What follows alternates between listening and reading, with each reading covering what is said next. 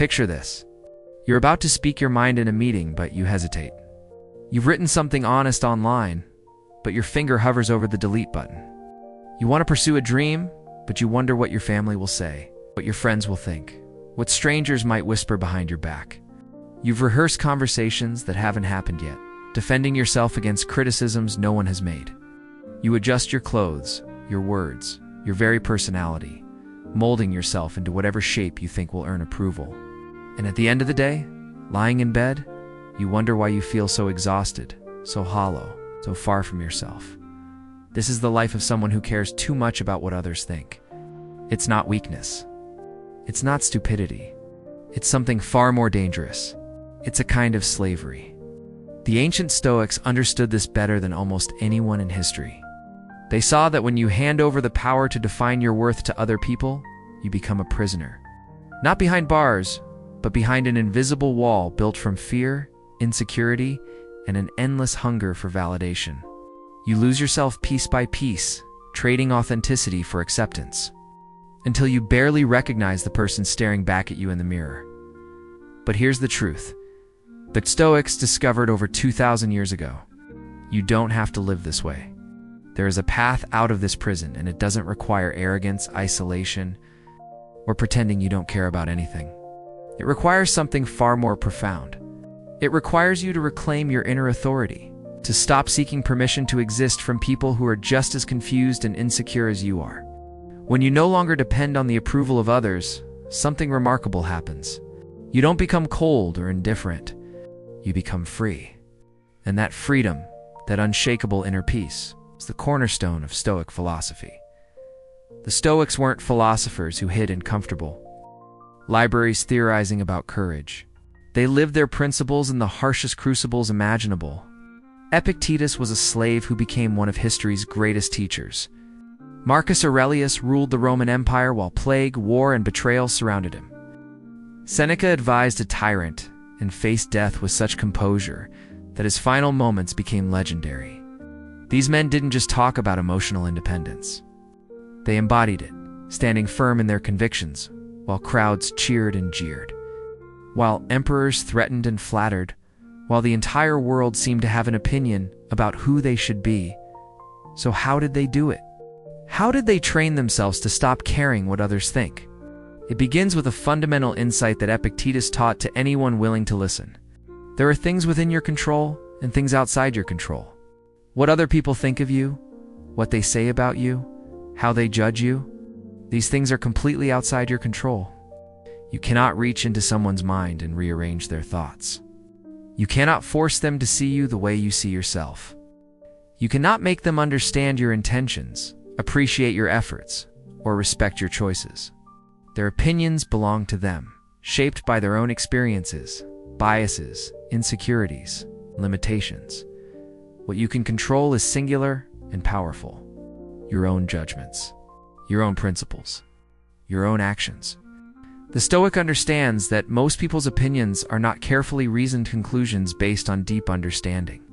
They're reflexive reactions based on emotion, incomplete information, and fleeting perception. Someone sees a moment of your life and constructs an entire narrative. Someone hears a rumor and treats it as truth. Someone projects their own fears onto you and calls it insight. The Stoic learns to see opinion for what it truly is. Sound waves in the air, pixels on a screen, thoughts in someone else's head that have no power over you unless you grant them that power. Marcus Aurelius, the most powerful man in the ancient world, sat on a throne with the authority to command armies and shape nations, yet in his private journal, the Meditations, he wrote reminders to himself that would humble any ego. He reflected on how fame is meaningless, how praise from others is as empty as their criticism, how both admirers and critics will be dust soon enough, forgotten by a universe that moves on without pause. He asked himself what it mattered if people spoke well of him or poorly of him, when the only judgment that truly mattered was the one he made of himself. Was he living according to reason? Was he acting with virtue? Was he treating others with justice and himself with discipline? These were the questions that defined his worth, not the fickle opinions of the crowd. This is the heart of Stoic wisdom. Your character is the only thing you truly possess. Everything else, your reputation, your social status, your popularity, these are externals that can be taken from you in an instant. But your integrity, your principles, your commitment to living well, these cannot be touched by anyone unless you surrender them yourself. Seneca wrote extensively about this emotional independence. He warned that those who constantly seek validation from others lose both their peace and their purpose. They become performers, exhausting themselves trying to maintain an image, terrified that someone might see through the facade. They twist themselves into shapes that don't fit, all for applause that never truly satisfies. The Stoic takes a different path. The Stoic acts according to principle, not popularity. This doesn't mean being cruel or dismissive of others. It means understanding that your responsibility is to be good, not to be liked. Sometimes being good means disappointing people who wanted you to be convenient. Sometimes it means standing alone when everyone else is sitting down. Sometimes it means being misunderstood, criticized, or rejected. The Stoic accepts this as the price of authenticity and pays it gladly, because the alternative is far more expensive. The alternative is losing yourself. In our modern world, this ancient wisdom has never been more relevant. We live in an age of constant visibility, where every moment can be broadcast, every opinion can be shared. Every judgment can be delivered instantly and anonymously. Social media has created a global stage where billions of people perform for each other, refreshing screens to see if they've earned enough likes, enough comments, enough validation to feel worthy for another few hours. The noise is deafening. The pressure is relentless. And the result is an epidemic of anxiety, depression, and identity confusion. As people sacrifice their authenticity on the altar of approval, the modern Stoic must build psychological armor strong enough to withstand this onslaught. This means practicing stillness before posting anything, asking yourself if you're seeking truth or applause. It means exercising restraint before reacting to criticism, pausing to consider whether the opinion matters and whether your response serves any purpose beyond ego. It means cultivating self-respect that doesn't depend on external metrics, reminding yourself that your worth was never determined by algorithms designed to exploit your insecurities. Every judgment, every criticism, every sideways glance becomes an opportunity to train emotional control. When someone misunderstands you, the Stoic asks a simple question: is this within my control? Can I change their mind through explanation? Or will I simply exhaust myself defending against an opinion that was never based on understanding in the first place? Most of the time, the answer is clear. Let it pass like wind through trees. Acknowledge it if you must, then return your attention to what actually matters, which is living according to your values. There comes a moment in this practice, a transformation that feels like waking up from a long dream.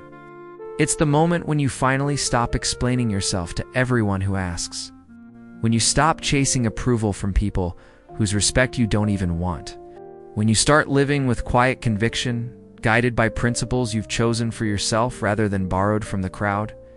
Your peace grows as your need for validation dies. You no longer feel compelled to prove your worth in every interaction, to justify your choices to every skeptic, to win over every critic. Something interesting happens when you reach this state. You stop chasing admiration and you start attracting respect. Not from everyone, of course. Some people will always prefer the version of you that served their needs. But from the people who matter, the ones who value authenticity over agreeability, you'll find a deeper connection. They'll sense that you're not performing, not pretending, not constantly adjusting yourself to fit their expectations.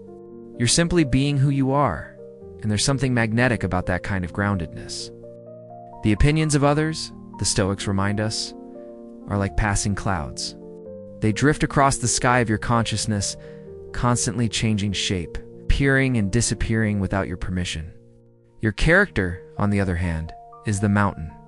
It stands firm regardless of weather, built through years of deliberate choices, strengthened through challenges and failures.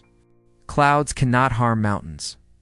Temporary opinions cannot diminish permanent virtue. You lose nothing by being misunderstood. You lose nothing when someone forms an inaccurate impression of you based on limited information. You lose nothing when critics speak, when trolls rage, when people who barely know you decide they've figured you out.